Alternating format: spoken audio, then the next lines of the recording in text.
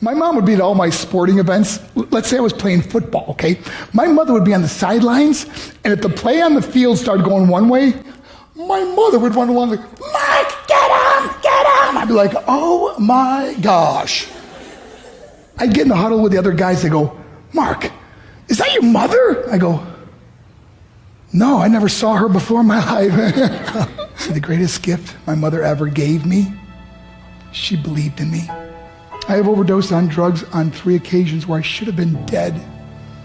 But I believe I was kept here for a reason. You show me your friends, I will show you your future. How do I know this?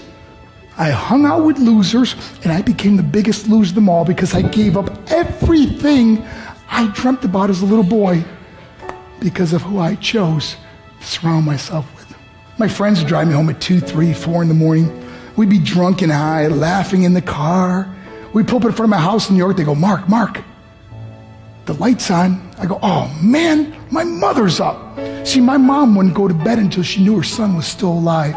I'd walk in, she'd say, hi Mark, how was your night? I go, it was good, Mom, I'm just gonna go to bed. She goes, can I talk to you for a minute? I go, Mom, I'm tired, I'm just gonna go to bed. She goes, Mark, I haven't seen you all day and all night. Can I please talk to you? I said, man, just leave me alone. You bug me. I'd slam my bedroom door on the one person who believed in me.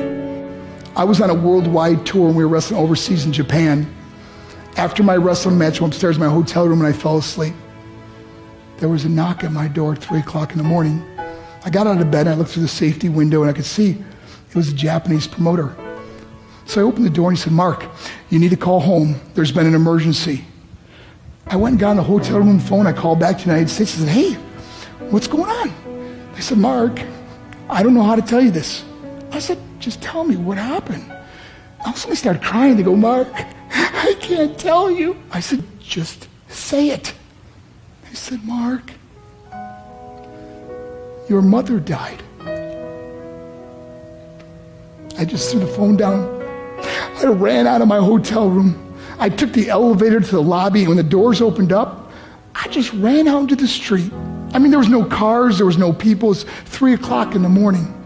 And I walked down the middle of a street in Hiroshima, Japan, and I remember looking up and just saying, Mom, I am so sorry. I flew home for her funeral, and I was so nervous to walk up to her casket, so I just stood way in the back. And I kept looking from a distance. I kept thinking to myself, Mom, please wake up.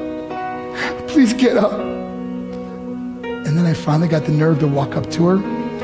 And as I got closer, I could see my mom for the first time. I mean, she was so beautiful. She was dressed in white. I mean, she looked like an angel. And I just stood over it. I said, Mom, you are my hero. Everything I am, everything I hope to be was because of you. You loved me so much. You gave me a life. You're the only one that ever believed in me. How did I repay her? By getting drunk, by getting high, by getting stupid, by hanging out with losers? For what? All she ever wanted to do was talk to me. I wish I could talk to you now, Mom.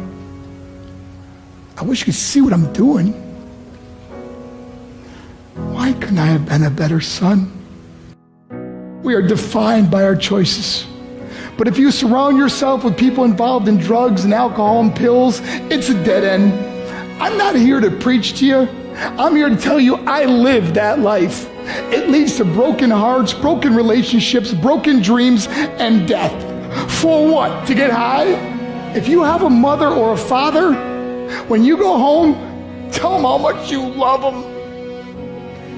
See, my whole life was about being rich and famous. I had to be a millionaire. I had to win the race. I had to win the race at the expense of my marriage, my family, my friends. For what? To be all alone in the world? I learned what is truly important, and that is how precious this gift of life is, and our families, and how quickly it can be taken away. See, I no longer live in time. I live in moments. See, it's not what's in your pocket that matters. It's what's in your heart that truly matters. Love Love is just a word until somebody comes along and gives it meaning. You're the meaning.